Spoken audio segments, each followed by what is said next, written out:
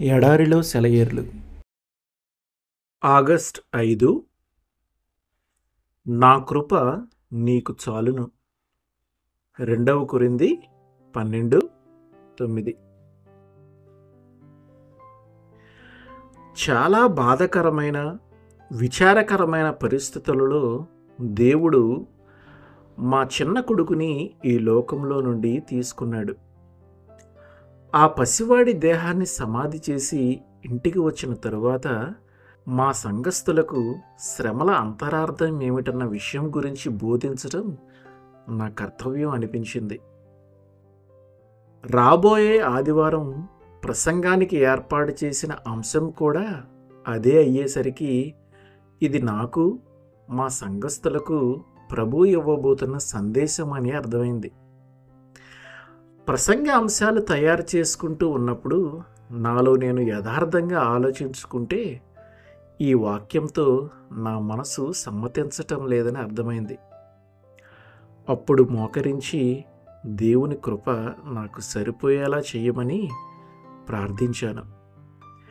అలా ప్రార్థిస్తూ ఒకసారి కళ్ళు తెరిచి చూస్తే గోడ మీద ఒక వాక్యం రాసి ఉన్న పటం కనిపించింది. దాన్ని మా అమ్మగారు కొద్ది రోజుల క్రితమే నాకు ఇచ్చారు. నేను మా చిన్న కుమారుని వైద్యం కోసం వెళ్తూ మా పనివాడికి ఆ వాక్యం ఫ్రేమ్ కట్టించి అక్కడ తగిలించమని చెప్పి వెళ్ళాను. ఇంటికి వచ్చిన తరువాత ఇంతవరకు ఆ వాక్యాన్ని గమనించలేదు. నా కళ్ళు నలుముకుని దాన్ని తేరిపారా చూసేసరికి ఆ వాక్యం స్పష్టంగా కనిపించింది. నా కృప నీకు చాలును.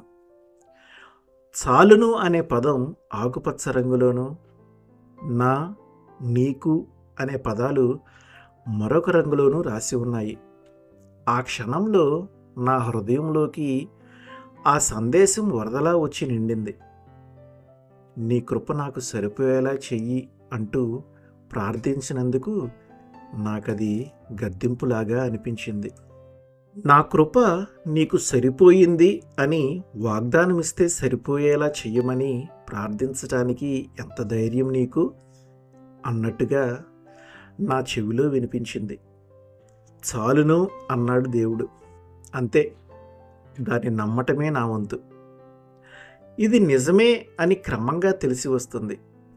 సాధ్యమైనంత తేలిక భాషలో దేవుడు ఈ మాట అన్నాడు, నా కృప నీకు చాలు. గతంలో సరిపోయింది లేక ముందు సరిపోతుంది అనలేదుగా. నా, నీకు, చాలును అనే మాటలు ఆ క్షణం నుండి నా హృదయం మీద చెరగని శిలాక్షరాలైనాయి. దేవుని కృప చొప్పున అప్పటి నుంచి ఇప్పటిదాకా నేను ఆ సందేశంలోని వాస్తవికతకి అనుగుణంగా బ్రతుకుతున్నాను. ఆ రోజున నేను నేర్చుకున్నది, ఇతరులకు చెప్పడానికి ప్రయత్నిస్తున్నది ఏమిటంటే దేవుని వాస్తవికతను ప్రార్థనాంశాలుగాను, నిరీక్షించవలసిన విషయాలుగాను మార్చకూడదు. వాటిని వాస్తవాలుగానే గుర్తించాలి. వాటిని నువ్వు నమ్మితే నీకు అవి శక్తినిస్తాయి. భారం ఎక్కువైన కొద్దీ కృప అధికమవుతుంది. దూరం పెరిగే కొద్దీ శక్తి పెరుగుతుంది. పెరిగే శ్రమతో దేవుని దయ పెరుగుతుంది. అపారమైన ఆపదలు అవిరళ శాంతిని తెస్తాయి. భరించటం ఇక చేతగానప్పుడు, దినం సగం గడపకుండానే శక్తి అణగారిపోయినప్పుడు, సహకరించపోయిన మానవ శక్తికి బదులుగా నిన్ను వరించటం మొదలు పెడుతోంది దైవశక్తి. దేవుని ప్రేమకి అంతం లేదు, కృపకు హద్దు లేదు, ఆయన శక్తికి ఎల్లలేవు. చల్లని మన యేసు పేరట కృపను ఎల్లకాలం దేవుని నుండి పొందుతూనే ఉంటాము. ఆమేన్.